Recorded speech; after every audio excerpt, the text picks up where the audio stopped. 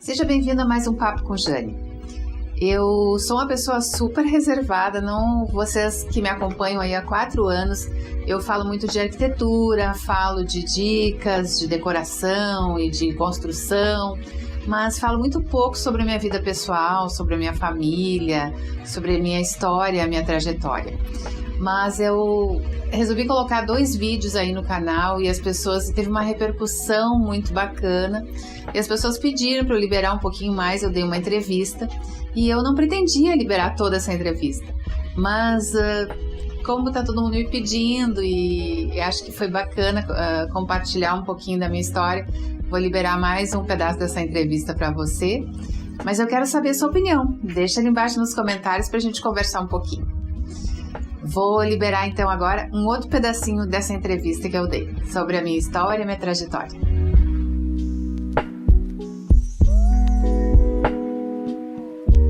Bom, então tá, já que tu insiste, eu vou contar então mais algumas peripécias aqui das minhas andanças pela vida profissional. A gente, quando se formou há pouco tempo, pega um projeto, pega outro, e é difícil sobreviver daquela atividade. Meu marido tinha a profissão dele, mas eu estava acostumada a comparecer em casa, né, com o meu ganho também, a gente precisava disso. Então, uma época eu peguei um projeto muito bom de um hotel em Capão da Canoa, foi o maior projeto naquela época, e a gente até fez uma viagem grande. Meu cunhado, irmão dele, era médico da Varig naquela época, e a gente conseguia as passagens assim de avião praticamente de graça. A gente fez a primeira viagem grande com o dinheiro desse projeto grande que eu fiz, né? Claro que eu não precisei pagar a passagem, mas tinha toda a estadia lá e o custo da viagem eu consegui custear com esse projeto. Tudo era difícil, né? Quando a gente é jovem, tudo é mais difícil porque a gente tem menos recurso, enfim. Então, meu cunhado ofereceu essa passagem, não era uma coisa que a gente almejava e nem esperava, mas ele disse para nós que, nossa, ele tinha acesso a essas passagens tão baratas. A gente pagava, se não me engano, era 20% do valor da passagem, uma coisa assim, por ser familiar de funcionário da Varig. Só que era assim, a gente pagava esse valor, que para nós era altíssimo. Imagina 20% de uma passagem para a Europa, para um casalzinho de jovem que ganha ali para as continhas no fim do mês e tal. Tinha entrado esse projeto bacana, tinha um dinheirinho guardado, mas ele ficou botando pilha e nos entusiasmou e a gente resolveu ir. Só que era assim, a gente pagava esses 20% da passagem em 1000 vezes, né? E ainda tinha que ir para o aeroporto vestido com as malas e a gente ia de carona no avião. Então era chamado de GC. A gente ficava esperando para ver se tinha lugar no avião. Então se arrumava e ia para o aeroporto sem ter certeza se ia conseguir viajar naquele dia. Era uma viagem, meu Deus do céu. Inclusive quando nós voltamos dessa viagem, nós estávamos em Paris e fomos para o aeroporto para torcer que tivesse lugar no voo da Varig para voltar. A gente se informava antes, via se o voo estava lotado, mas isso não quer dizer nada. Pode ser que na hora as pessoas comprem passagem, embarque, né? E aí nós fomos para o aeroporto Charles de Gaulle, em Paris. Nunca me esqueço disso, eu não tinha minhas filhas ainda, era 1983. E as pessoas começaram a embarcar nos voos, o aeroporto foi esvaziando. O voo da Varig chamou todos os passageiros e nós não tínhamos o bilhete. Era uma coisa assim que se desse a gente embarcava. E não nos chamaram, né? E a gente perguntando para os funcionários dizendo, olha, a gente ainda não sabe, tem que esperar, a gente ainda não sabe. Porque eles reservam às vezes algum lugar para algum colega que precise viajar, enfim, né? Algum comissário, algum tripulante, enfim. Mas eles não davam certeza. E o aeroporto começou a esvaziar e as outras companhias começaram a embarcar os passageiros. Isso já era perto da meia-noite e os balcões começaram a apagar as luzes.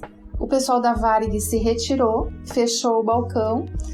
Os passageiros todos começaram a sair e o aeroporto começou a esvaziar. E nós dois no aeroporto pensando, o que nós vamos fazer numa época em que não tinha celular, não tinha as facilidades que tem hoje. Aí começamos a pensar, já com dinheiro curtíssimo no último dia da viagem, vamos pensar, talvez para um hotel, alguma coisa assim.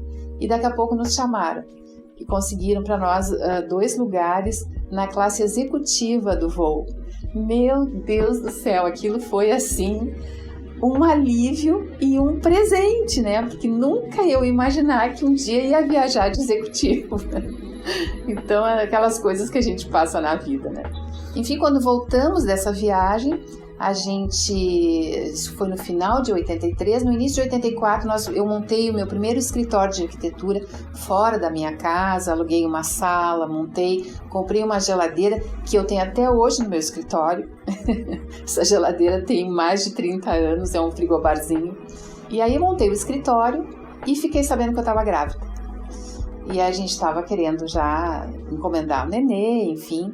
E nos preparamos, então, fizemos todas as contas na ponta do lápis, a gente tem condições de sustentar uma criança. Então, vamos engravidar. Só que a gente não tinha condições de sustentar 2 crianças, era uma só. Mas Deus nos mandou 2. E aí, na verdade, sim, eu estava querendo engravidar e tinha alguns impedimentos ali de saúde que não eram muito graves, mas o meu ginecologista me disse: Jane, tu pode tentar. Ficar aí 1, 2, 3 anos tentando, pode ser que tenha facilidade, pode ser que num mês dê certo, dê tudo certo, né? Não é impossível, mas também pode demorar bastante. Como tu já sabe que tu tem essas dificuldadezinhas, eu te daria um hormônio para que tu estimule a ovulação, né? E a primeira pergunta que eu fiz para ele: tá, mas isso não vou ter gêmeos por causa disso? Ele disse: não, isso é o seguinte, ó, isso lá em 83, 84. Ele disse: não, isso é o seguinte, a probabilidade da população de ter gêmeos é 2, 3% das mulheres que vão ter gêmeos. Quando tu toma essa medicação, sobe de 2 a 3 para 12, 13%. Então não vai acontecer logo contigo, né? Quando eu fiz o teste e tomei essa medicação por uns 4 meses, engravidei. Quando eu fiz o teste para ver que deu positivo, enfim, levei no médico, ele me disse: vamos fazer a ecografia para ver quantos são. Aí eu disse: ai, como foi engraçadinho, né? E na primeira ecografia deu aparecer os 2 coraçõezinhos batendo. Eram as 2 meninas que eu tenho hoje, que foram um presente de Deus para mim, mas que foram um susto muito grande quando eu recebi a notícia. E nós 2, assim, fomos para a calculadora para fazer todos os cálculos. Meu Deus do céu, como será e tal, mas deu tudo certo. A gente conseguiu, as meninas se formaram na faculdade, as 2 são profissionais hoje. Graças a Deus, as dificuldades passaram, né? Superamos. Mas sempre que eu, durante toda a minha carreira profissional, a arquitetura, eu sempre amei a arquitetura, mas era difícil sobreviver da arquitetura, porque a gente pega um projeto, pega 2, pega 3, daqui a pouco aqueles projetos somem, às vezes a gente tem que virar à noite, porque pegou 3 projetos ao mesmo tempo e o cliente não quer esperar e está com pressa e tal, daqui a pouco passa 2 meses sem nenhum projeto, aí tem que... aquele dinheiro tinha que ter sido colocado na poupança, e era assim que a gente fazia, para poder viver no tempo das vacas magras depois. Mas não era uma coisa que dava assim um rendimento e a gente não via assim um progresso de vida financeira, econômica, enfim. Então a gente sempre tentou, eu e meu marido, coisas paralelas ao nosso trabalho. Depois da tentativa frustrada lá dos escargots, o meu marido ainda teve lá no sítio do meu pai criação de abelha para tentar vender mel, que também não deu certo. A gente tinha o mel para o nosso consumo, mas, meu Deus, para dar alguma coisa significativa na renda mensal de uma família, tinha que ter muito mais quantidade, não rolou. Aí a gente tinha um vizinho que fazia lá no sítio, fazia bolos e conseguiu entrar numa rede grande de supermercados aqui em Porto Alegre e montou uma cozinha industrial no sítio, chamou pessoas para ajudar. Vamos fazer isso também. E aí montamos lá uma empresa de biscoitos caseiros. E aí começamos a fazer os biscoitos e claro que a gente também não emplacou nesse negócio e os projetos tocando. E também não deu certo. E então foram muitas tentativas até chegar aqui nesse canal com 35 colaboradores. Depois disso ainda tivemos uma pequena construtora onde a gente construía, aí foi um período muito bom da nossa vida, a gente conseguiu comprar nossa casa onde nós moramos hoje, conseguimos adquirir o segundo carro, nessa altura do campeonato a gente já tinha as meninas pequenas e meu marido trabalhava numa cidade vizinha a Porto Alegre e eu tinha que levar em pediatra toda hora, eu precisava do carro, ele também precisava, então conseguimos comprar um segundo carro nessa época.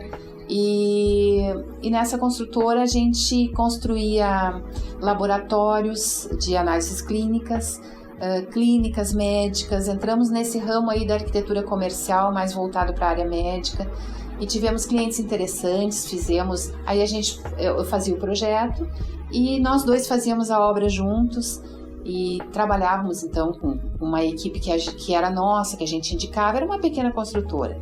Deu muito certo, a gente ficou trabalhando durante bastante tempo com isso, acho que uns 3 ou 4 anos talvez, até que meu marido teve uma proposta de trabalhar numa multinacional, de ser engenheiro de uma multinacional, que era a ESSO Brasileira de Petróleo, que hoje até já saiu do Brasil, vendeu para a Shell e saiu do Brasil, mas na época era uma empresa muito forte, é uma das maiores companhias de petróleo do mundo, e a proposta que ele recebeu era irrecusável, era um salário muito interessante. Só que aí me deixou capenga, porque eu sozinha para fazer projeto, tocar obra, ir atrás de cliente, tudo não deu, não conseguia, gente. Eu precisava de parcerias, tentei chamar alguns colegas, não deu certo, acabou que fechou a construtora e eu de novo estava lá só com os meus projetos que eu tinha além dessas obras da construtora e tal, mas também aí começou a ficar mais devagar e uma amiga me convidou para abrir um café.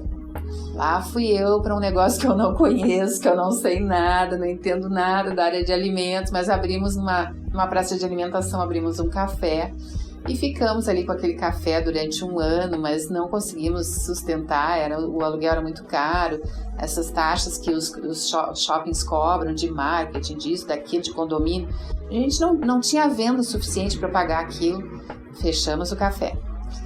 Aí continuei na arquitetura, fazendo meus projetos e tal.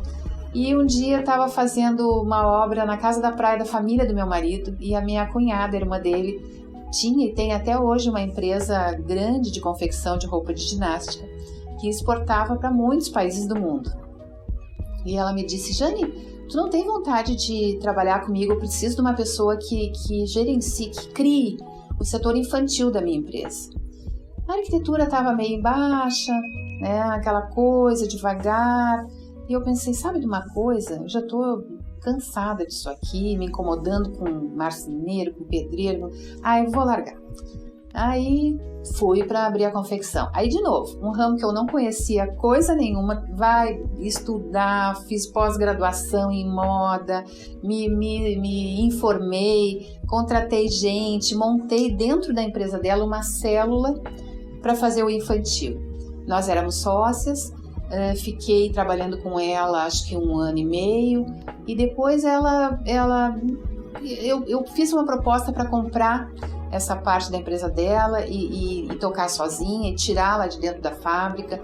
Ela também não tinha mais tanto interesse no infantil e fizemos uma parceria. Eu comprei as máquinas, comprei a parte dela, trouxe para perto do escritório do meu marido a fábrica. E eu tinha umas 6 pessoas que trabalhavam comigo, entre costureiras e cortador profissional, tinha tudo, tinha mesa de corte, tinha máquina de corte, tinha estoque enorme. E exportei para muitos países, fazendo então roupa fitness infantil. Eu vendia para uma escola de balé, por exemplo, era o meu melhor cliente, uma escola de balé em Dublin, na Irlanda. Vendi para Portugal, para o Japão, para os Estados Unidos, para muitos países, exportei bastante, mas trabalhei 6 anos. Aí nesse período eu realmente larguei totalmente a arquitetura, não fiz projeto, não fiz obra, não fiz nada, larguei, me dediquei mesmo, entrei de cabeça nesse negócio, tive que aprender a fazer do zero e o negócio deu certo, só não dava dinheiro. A única coisa que não dava era dinheiro. Não sobrava nada para mim. Mas eu pensava, não, eu tenho que investir. Isso vai dar, daqui a pouco vai... Porque assim, o que acontecia naquele ramo? Eu não sei se acontece isso com todas as pessoas que trabalham nesse ramo, mas comigo acontecia. Eu vendia bem, mas eu tinha que repor estoque. Então, por exemplo, para comprar a linha azul clara para fazer as roupas, eu precisava de 2 tipos de linha diferentes, a linha da máquina reta e a linha da máquina overlock. Eram cones de tamanhos diferentes e eu precisava das duas.